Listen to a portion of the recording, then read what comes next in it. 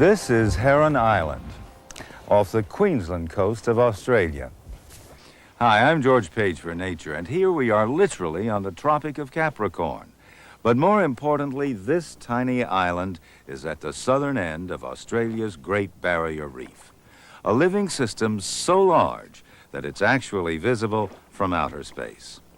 From this point, it stretches 1,200 miles north to the Gulf of Papua. And although it's been cursed by mariners from Captain Cook on, it's one of the great wonders of the natural world. It supports an explosion of marine life. And believe me, it's a paradise for snorkelers and scuba divers. Australians are justly proud of it. In geological terms, the Great Barrier Reef is a relative newcomer to Australia's 17,000-mile coastline because this continent is slowly moving northward. Millions of years ago, it lay in much colder waters to the south, too cold for coral reef. As we continue our exploration of the nature of Australia, we look this time at the marine life that surrounds this country. We start our story in the seas off the southern coasts, a place dominated by the winds of the roaring 40s and the chilled currents from Antarctica. A vivid contrast to these calm, clear, tropical waters.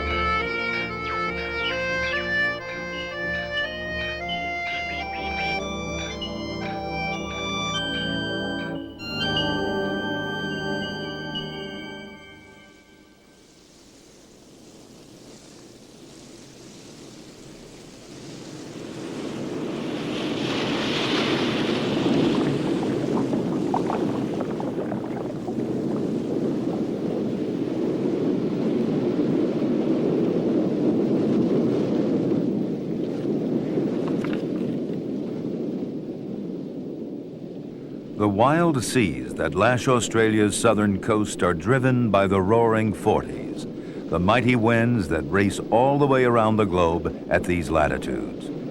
These surging waves bring food and oxygen to sustain the plants and animals which flourish in these southern waters.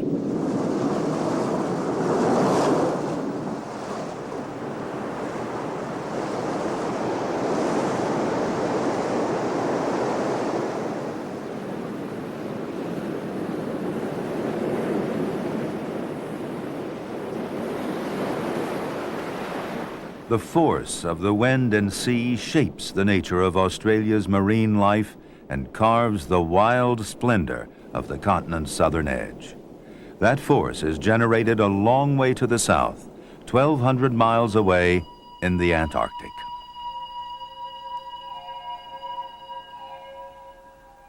What happens in this icy wilderness sets the pattern for conditions in the seas surrounding Australia.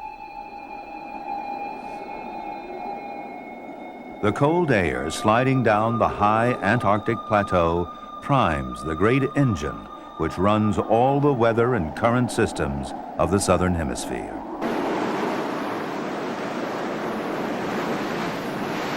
And the Antarctic's icy waters underwrite the very life of Australia's seas, the source of their essential nutrients.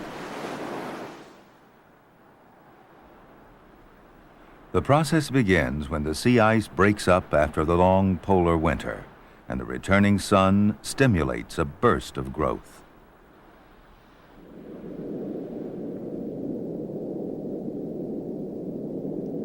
The warming surface waters expand and move offshore, replaced by cold waters welling up from the deep. Minerals and nutrients are brought to the surface, which together with sunlight fuel vast blooms of algae that become food for great swarms of tiny crustaceans. Some of this wealth eventually flows to Australia's seas, weaving through a complex web of animal life, from these krill to seals and whales. Most seals, like this Weddell, hunt fish and squid, but some eat penguins too.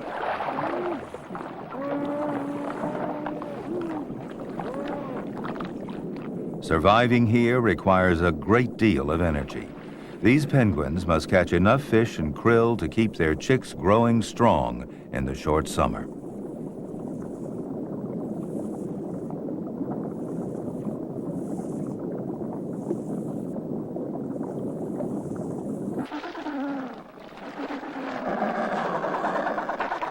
The penguins seek safety in numbers. They leave and enter the water together because leopard seals lurk nearby, waiting to snatch a lone or unwary bird.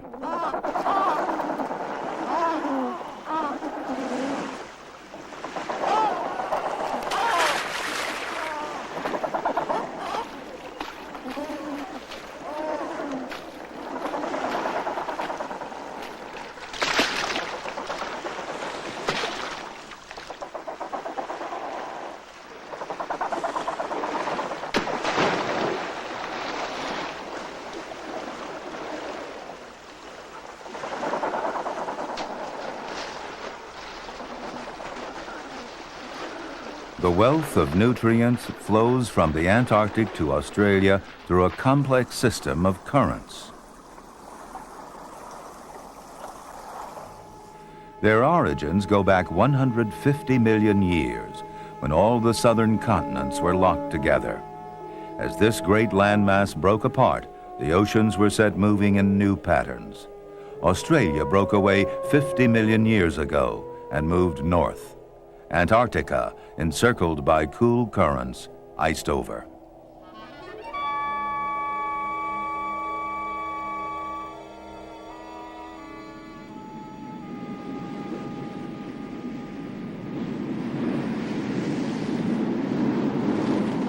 Where the circumpolar current meets the warmer temperate oceans, there's rich feeding for many seabirds before the cold water sinks, taking its cargo of nutrients with it.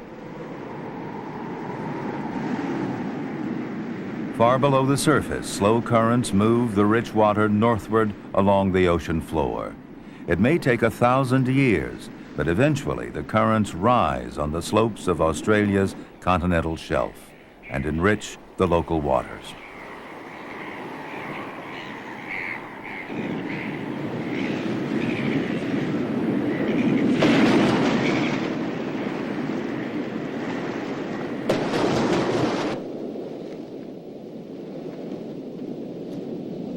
The nutrients ferried in all the way from the Antarctic support great forests of kelp and a marvelous diversity of marine life.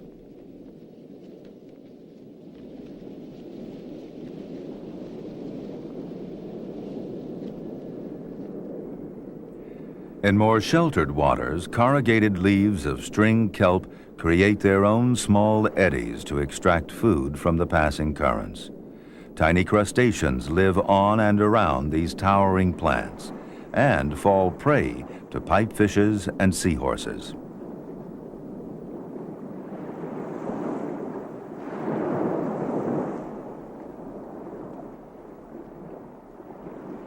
Its markings blend in beautifully with the foliage, but in another member of the family, camouflage has reached perfection.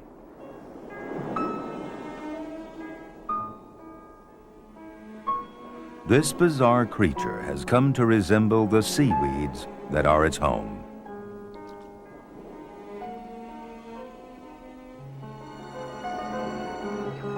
The disguise protects the leafy sea dragon from its enemies, and it's also useful for stalking its own prey of small shrimps.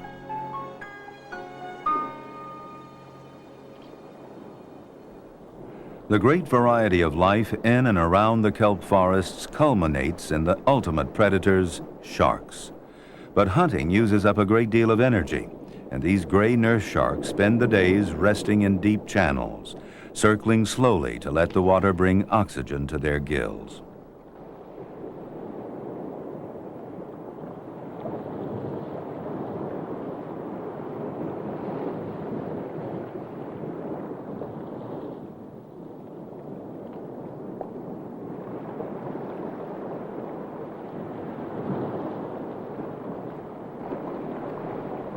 The channels teem with other fish. They're safe for now, but come nightfall, the gray nurses will go on patrol. Fish have many ways to evade the snapping jaws. These leather jackets have poisonous spines, which they erect in the face of danger. Reproduction represents a special challenge in these turbulent waters, where unprotected eggs are scattered far and wide. Many animals solve the problem by guarding their eggs till the young inside are well developed.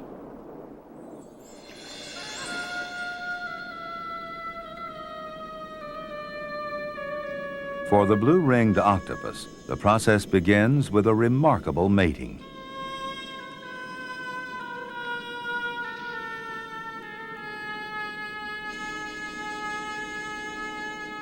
Though among the most venomous of sea creatures, they pose no threat to each other.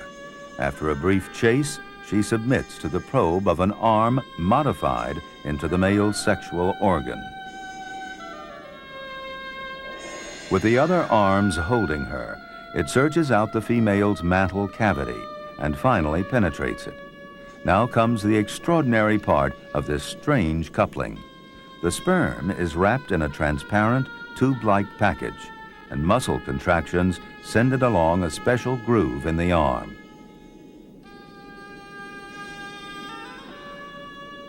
The pressure of seawater forces the sperm out of the packet into the female egg chamber. After the eggs form, she keeps them within her body's embrace until they hatch into well-developed young.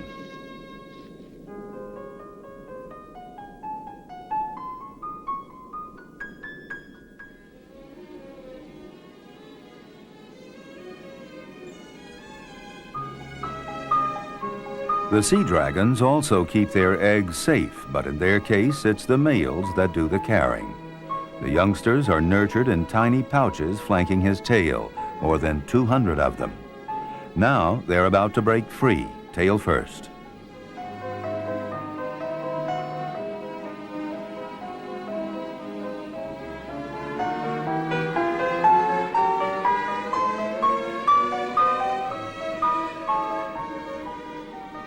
They soon grow large enough to escape the legions of predators that eat small things and are able to swim and fend for themselves.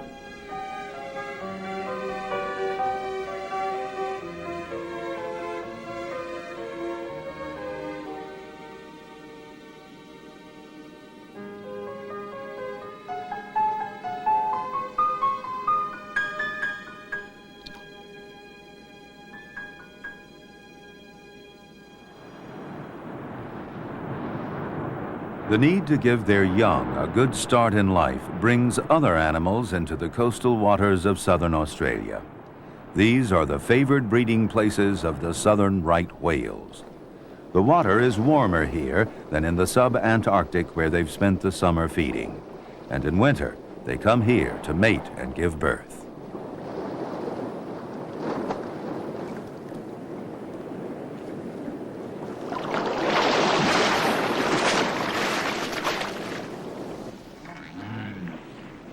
When the whales arrive, they're well fed and ready for courting, and this young bull is on the trail of a likely mate. Much time and energy goes into breeding, and the rituals of courtship and competition often explode into boisterous displays.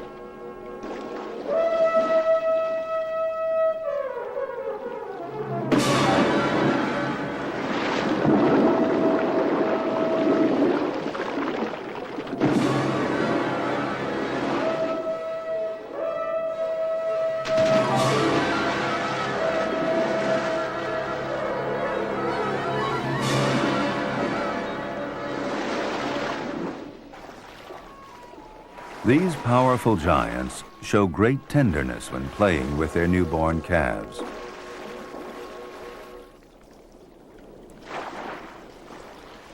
The close bond between mother and calf is essential to its survival. She provides both food and protection for the first 2 years of its life.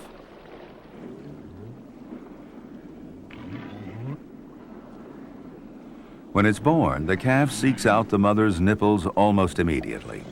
Whale milk is extremely rich, and the youngster doubles its weight in the first few weeks.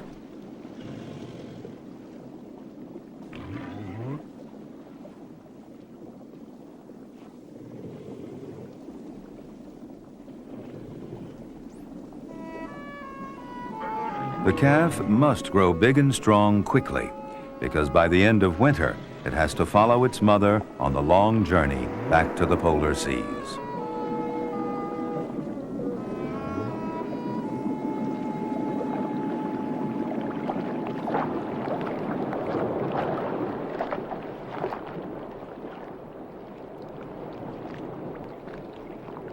While the whales make their way south, other marine mammals gather to breed.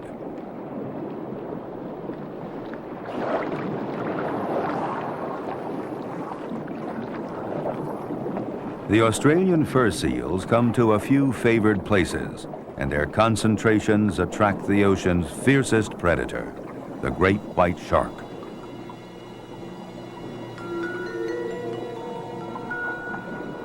The great white is a supremely designed killer. It grows to a streamlined 23 feet, and its battery of detectors homes in on the vibrations and electrical impulses sent out by prey.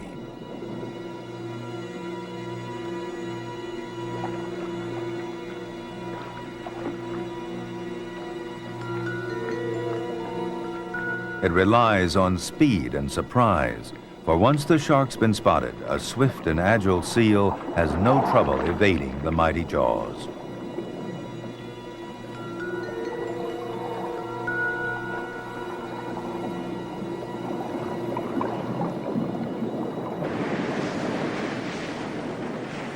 With sharks patrolling the water, the seals retreat to shore to have their young. And where the sea breaks the coast into rock ledges and pools, the seals establish their colony.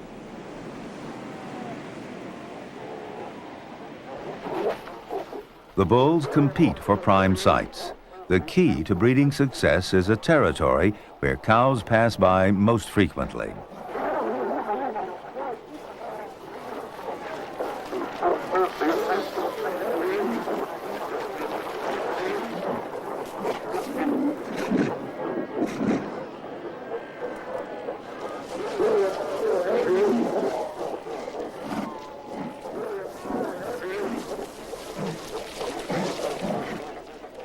The losers end up away from the female traffic with less chance to breed.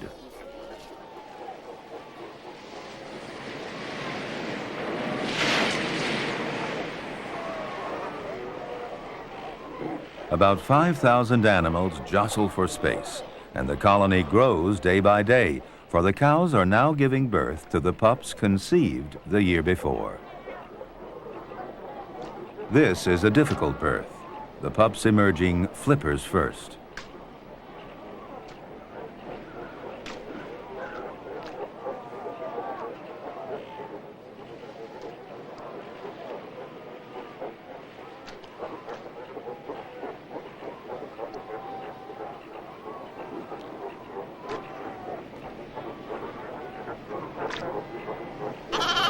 The pup remains partially wrapped in the birth membrane, and its head needs to be freed before it can draw its first breath.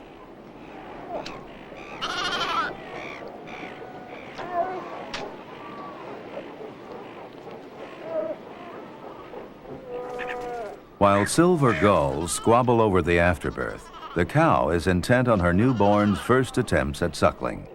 After a few days, she'll mate again and leave her young for short periods while she goes back to the sea to feed.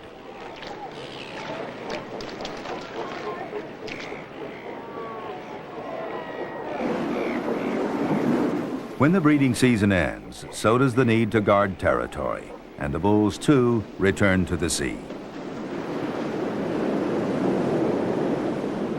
The Southern Ocean brings in the food on which all life here depends, and it is the richness of these waters that gives a special character to the marine life fringing Australia's southern coasts.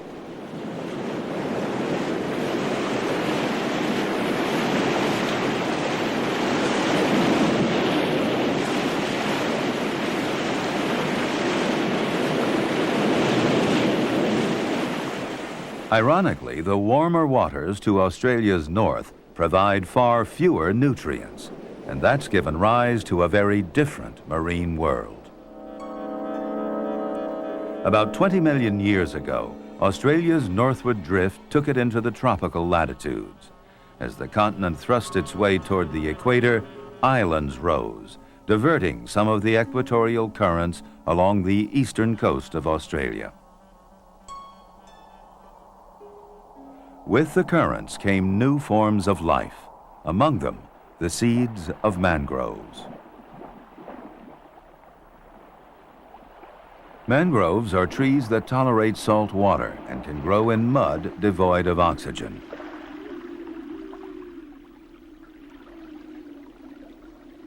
But they do need oxygen, and so they raise their roots from the mud to expose them to the air at low tide.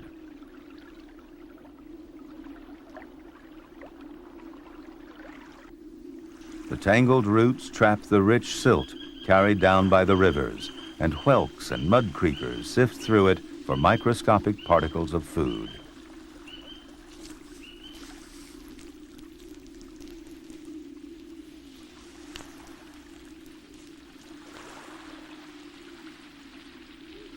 While the tide is out, armies of soldier crabs march across the flats.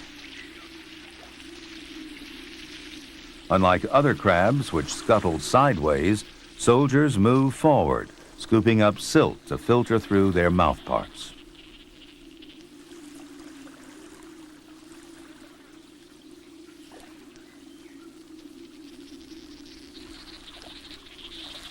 The rising water warns the soldiers to burrow into the mud and escape the predators coming in on the flood tide. At high water, the tidal forest provides rich pickings for many animals. Sea urchins move onto the mangrove roots and scrape the algae with their sharp beaks.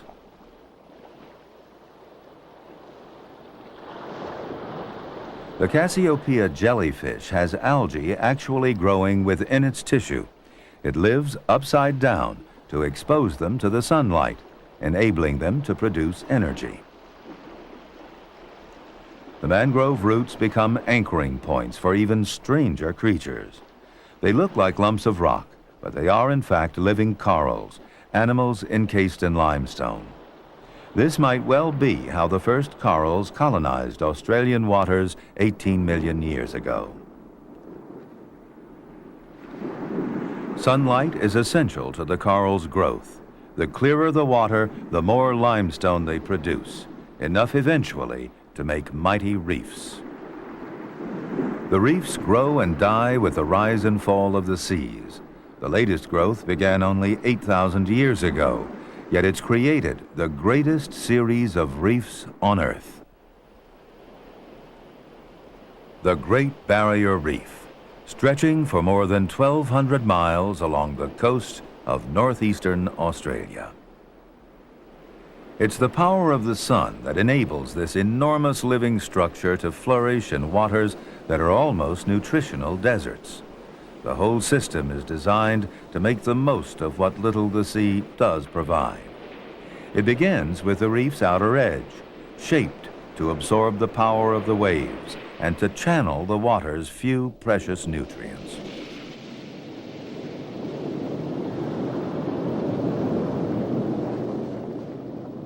The corals and fish on the outer edge get first call on the new supplies.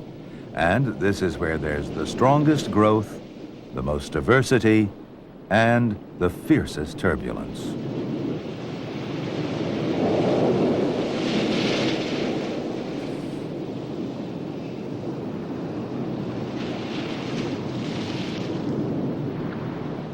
The tides flow through the channels to the rest of the reef, ferrying nutrients for coral animals and the ingredients for the limestone that binds the corals into reefs.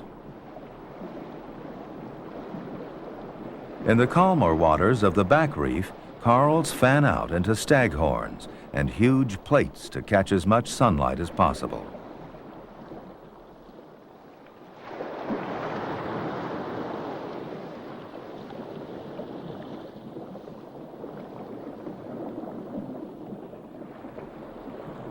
More than 2,000 kinds of fish live here, and the reefs harbor myriads of other creatures, and just as many ways of finding food.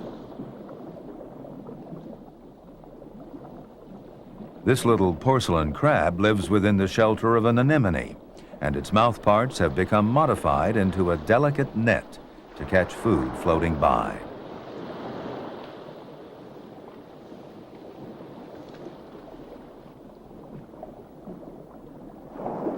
Nearby, another crab crops the seaweeds growing on its shell. Seaweeds and algae are the reef's primary producers. They convert the nutrients carried in by the tides into food for many animals.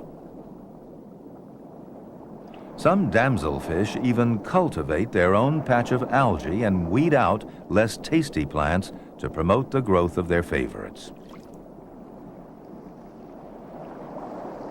Butterfly fishes have different mouth shapes, each tailored to a particular kind of food.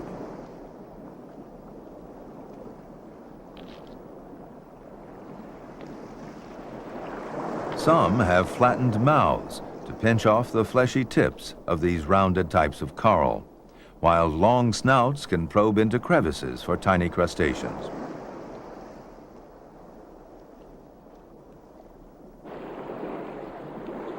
While corals are eaten by many creatures, they themselves are predators too.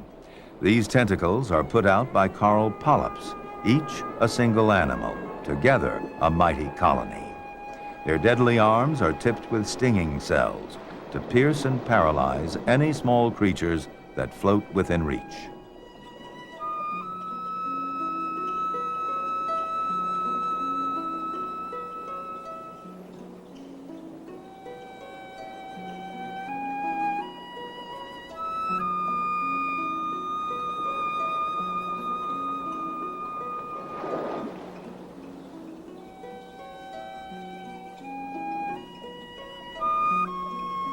Once stung, there's no escape, and the tentacles pass the victim to the polyp's mouth.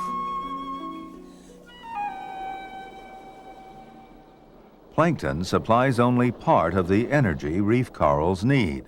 Sunlight provides the rest. To harness the sun's power, corals enter a remarkable partnership with algae that live inside the coral tissue.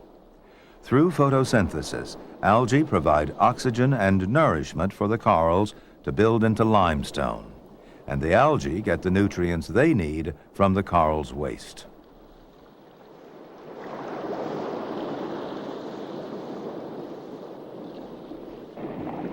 The more sun they get, the faster corals grow. But too much sun can be fatal. Very low tides leave some reef tops exposed, and the corals that live here have a kind of suntan lotion in their tissues to screen out the deadly ultraviolet rays.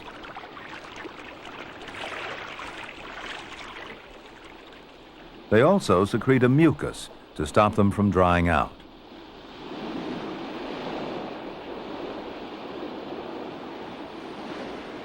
When the tide returns, the mucus is washed away and becomes part of the food supplies ferried by the currents.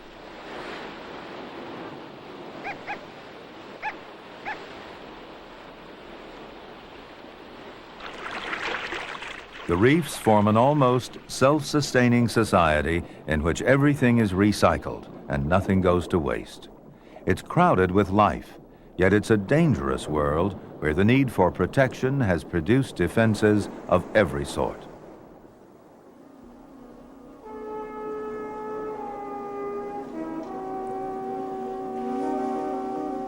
Color warns other creatures that this nudibranch is poisonous.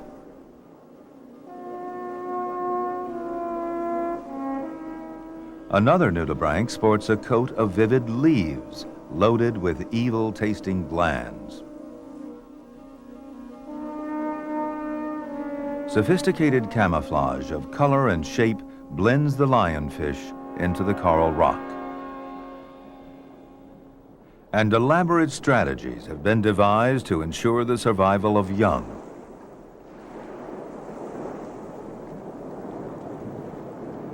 Among these small damselfish, it's the males that prepare the nests. This one's leading a potential mate down to the place he's made ready. She lays down strings of transparent eggs. He follows with his sperm to cover them, and in the days that follow, he'll protect them from the reef's many hungry mouths.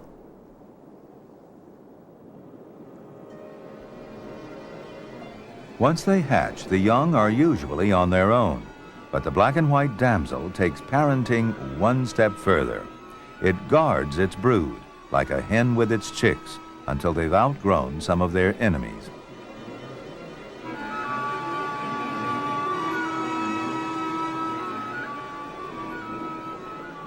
But eggs are eagerly sought after, and there are as many ways to protect them as there are fish on the reef. The stinging tentacles of the anemone give clownfish ready-made protection. These fish spend their lives in the arms of a single anemone. Males and females work together to prepare the nest site.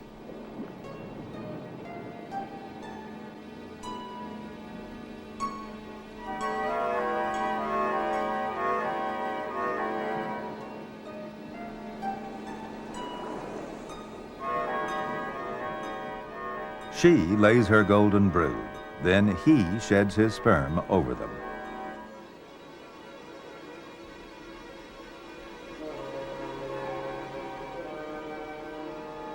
After an hour or so, the female makes her last pass, and 400 eggs are waiting to hatch.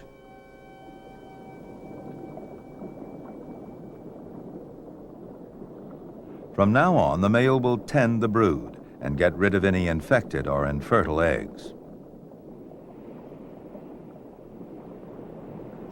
Among cardinal fish, male care goes a remarkable step further. It's his mouth that becomes the nest.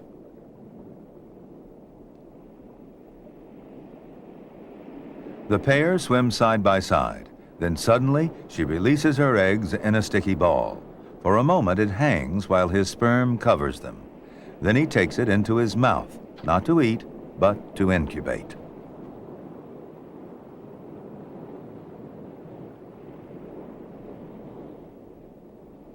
Occasionally, he half spits the eggs out, but only so that the water can supply fresh oxygen.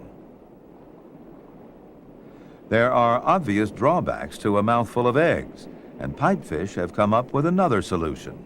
Their mating dance is the prelude to a male pregnancy that's even more astonishing.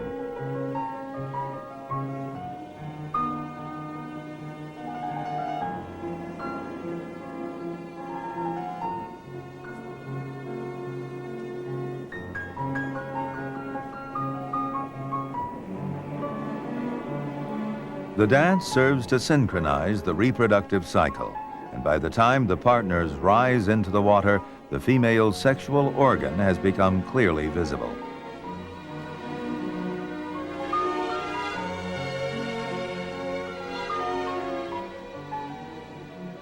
Finally, with a motion so swift it almost defeats the eye, she sweeps a sheet of eggs into the pouch on the male's belly.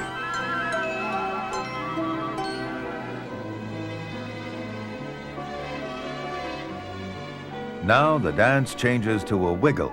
The male presses his pouch against his partner's body to settle the eggs securely in place.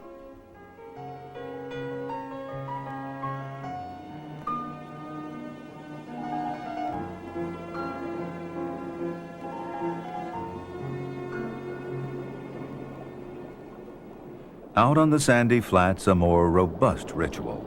Male triggerfish put their breeding effort into building large nests and keeping rivals away.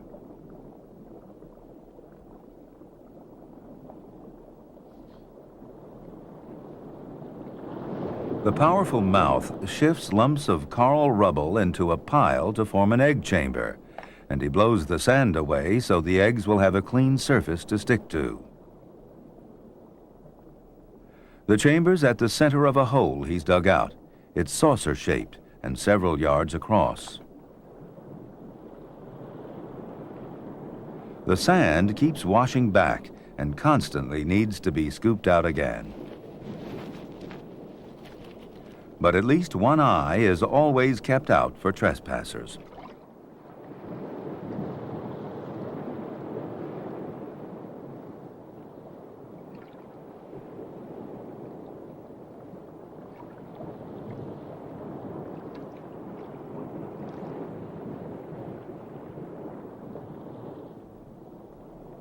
Small fish may eat the eggs, but it's the appearance of a rival male that provokes the most aggressive response. It's now the entire nesting domain that's at stake.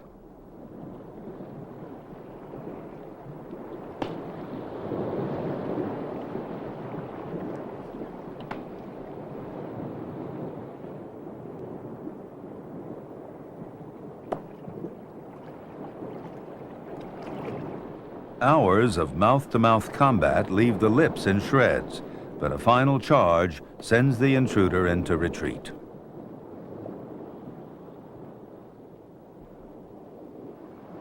When the moon is in the first quarter, females arrive high above the breeding colony, and each male tries to lure as many as he can to inspect his nest.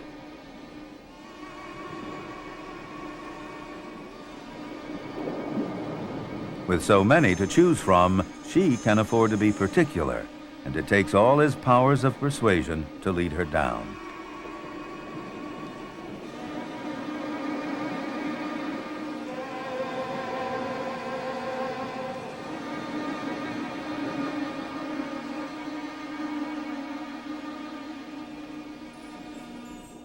Courtship begins at dusk. If all goes well, she'll lay her eggs in his nest at dawn.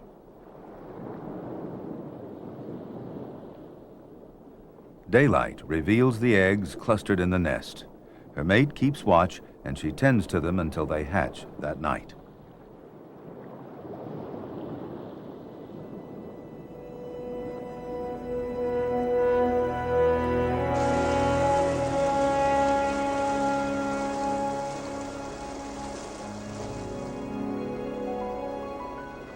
The life of the reef is ruled by the sun and tides.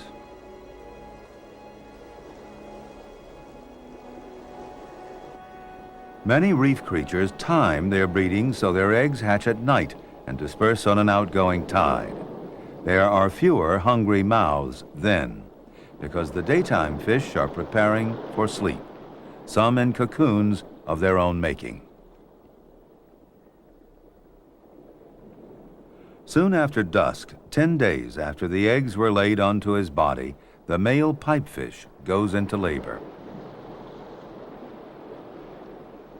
Some of the hatchlings begin to emerge from his pouch. Although tiny and transparent, they're well developed.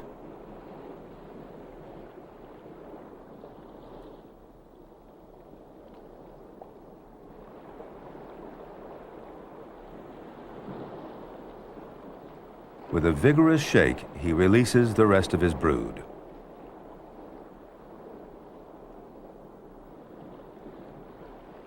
The eggs of the triggerfish are also stirring in their coral nest.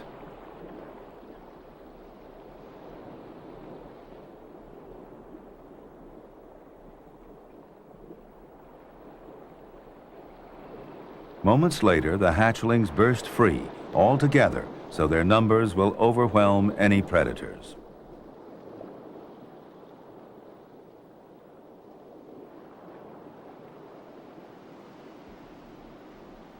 By daylight, the currents have carried the larvae far away from the Great Barrier Reef, out to the relative safety of the open sea. Now other fishes are preparing to spawn, gathering in a channel on the outer reef where the water flows most strongly. They too time their breeding to the tides, but in a very different way. Instead of guarding their eggs till they hatch, these parrotfish will release them directly into the water. To prepare for that moment, the largest males mark out territories to court females and fight off rivals. The battle is brief, for time is short. The tide is turning, and a female needs to be found before the rush to spawn.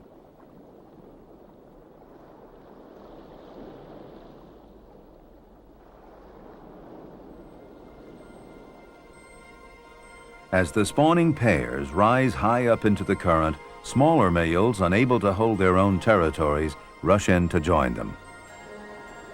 In unison, they eject the eggs and sperm, like puffs of white smoke, to mingle and fertilize in the open water. Schools of fusiliers dart in to feast on the spawn before it disperses. But there's so much that many of the eggs escape on the tide.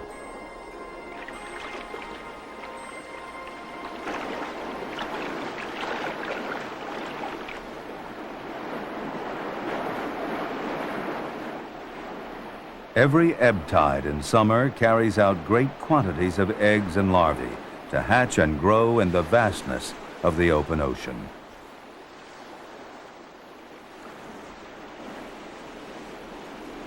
Sheer numbers are the key to success, for even away from the reef, there's risk.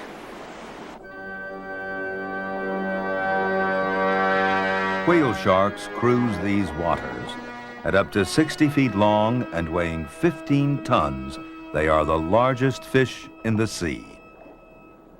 Their huge bulk is sustained by the plankton swept into the cavernous mouth, plankton of which fish eggs and larvae often make up the largest part.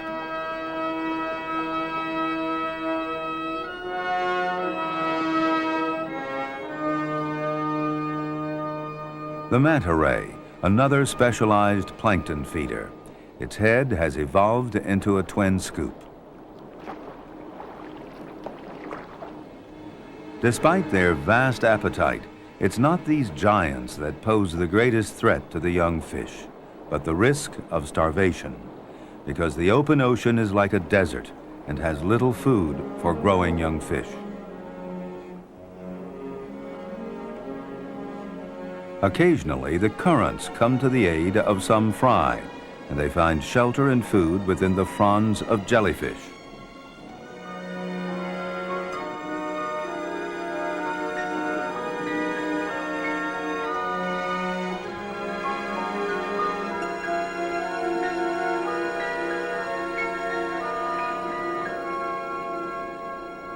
Of the myriads sent out to sea, only a few will survive to be carried back to the reef to replenish their kind.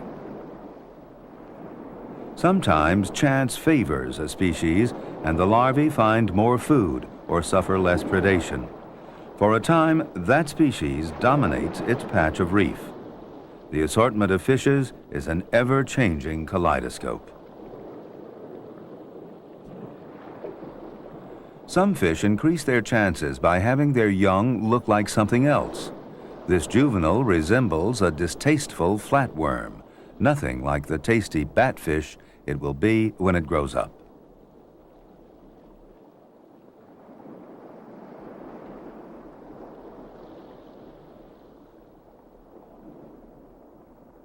Flowing through all the different ways of reproducing are the tides and the currents. The flow is especially important to the corals themselves, for they can't go in search of partners. The water becomes their go-between in one of the rarest spectacles on Earth. In November, when the water's warm, a few nights after the full moon, the corals of the Great Barrier Reef prepare to give birth.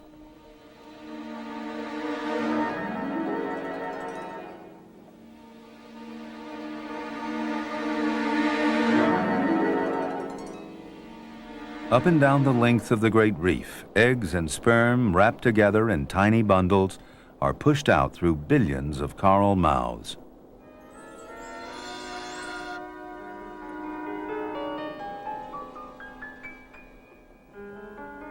Corals many hundreds of miles apart spawn almost simultaneously, a mass ejaculation cued by the moon and the temperature of the water. Nearly every kind of coral joins in. Most have the female and male cells wrapped together. Some polyps are single-sex and release clouds of either sperm or eggs.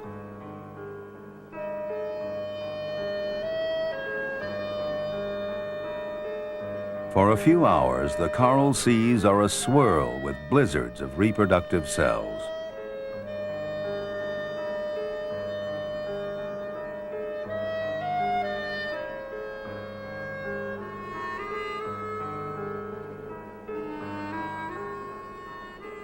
Long, worm-like shapes snake through the clouds to join in the synchronized frenzy to spawn. They are strings of eggs and sperm from the palolo worm that peel off to join the throng.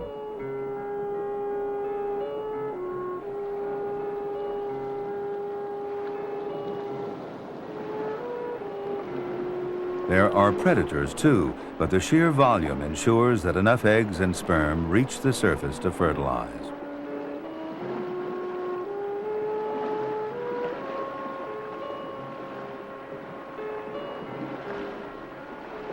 The packages break up once they're near the surface, and the sperms are set free to seek out and fertilize the eggs.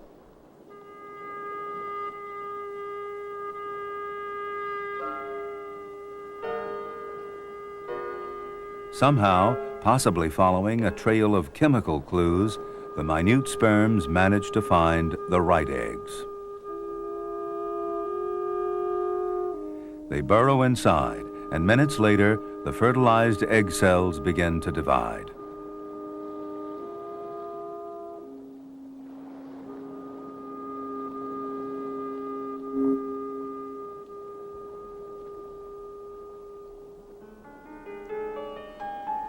Soon, a coral larva takes shape, still only a millimeter or so long. Yet from these tiny beginnings, mighty reefs grow.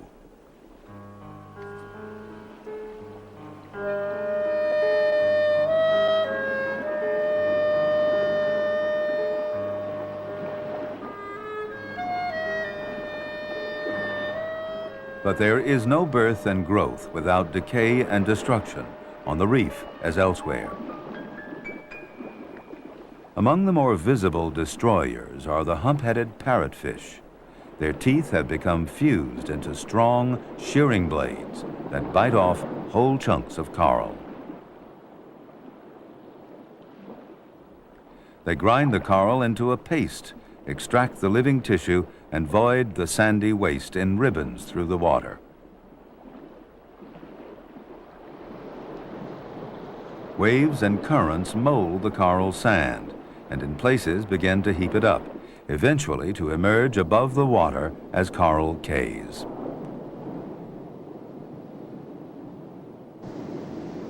Some of the islands become the beachhead for a remarkable invasion from oceans far away.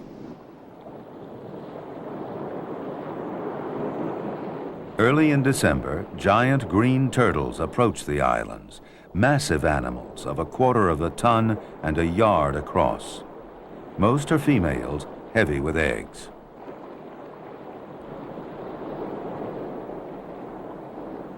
Their ancestors have been roaming the seas for 100 million years. The seas have changed, shores have come and gone, but the turtle's breeding continues in its ancient pattern.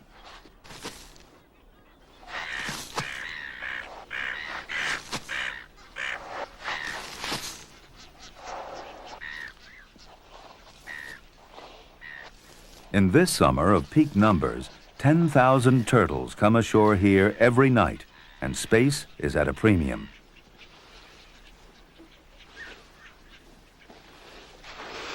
Each turtle is concerned only with its own offspring, and some dig their nests where other clutches have already been buried, indifferent to the fate of those earlier broods.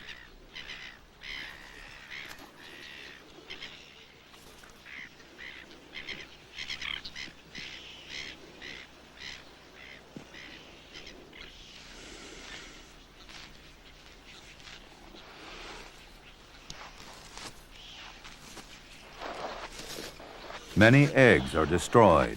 The season's early hatchlings are easy prey.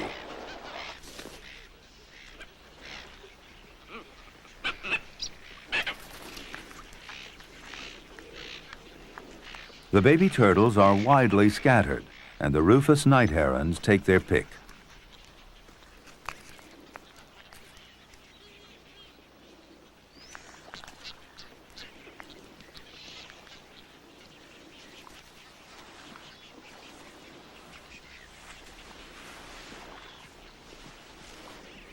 Dawn finds the turtle legions making their slow way back to the sea. But it's low tide, and they're left all but stranded on the reef flat.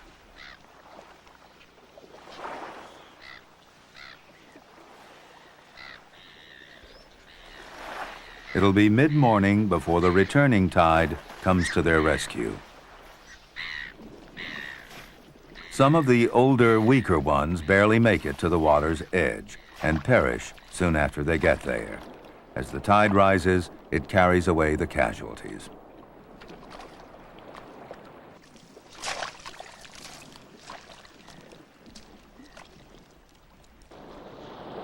Tiger sharks have been waiting.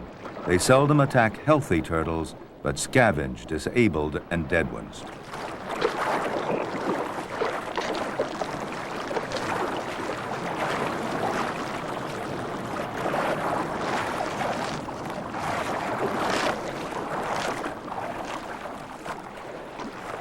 The scent of blood brings other sharks, and the water churns with a frenzy of snapping jaws.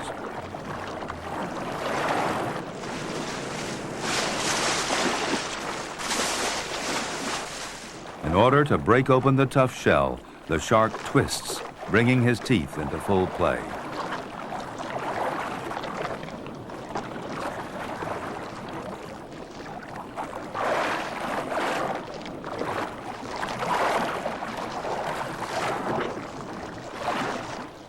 While the sharks feed, the new generation of turtles stirs in the sand. About 6 weeks after the eggs were laid, the hatchlings greet the world.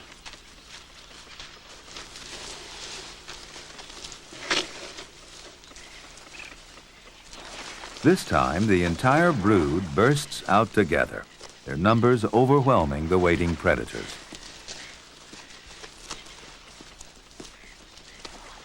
Instinct drives the hatchlings to the sea. Many will make it, for such an abundance of food is too much for the herons.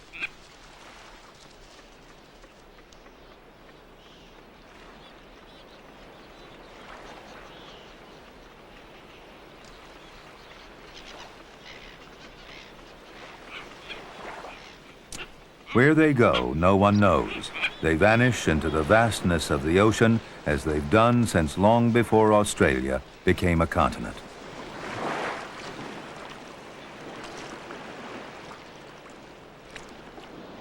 When they reach breeding age in 40 years, some will return, riding the tides and currents that govern all the life of the sea and ultimately that of the plants and animals on the island continent itself.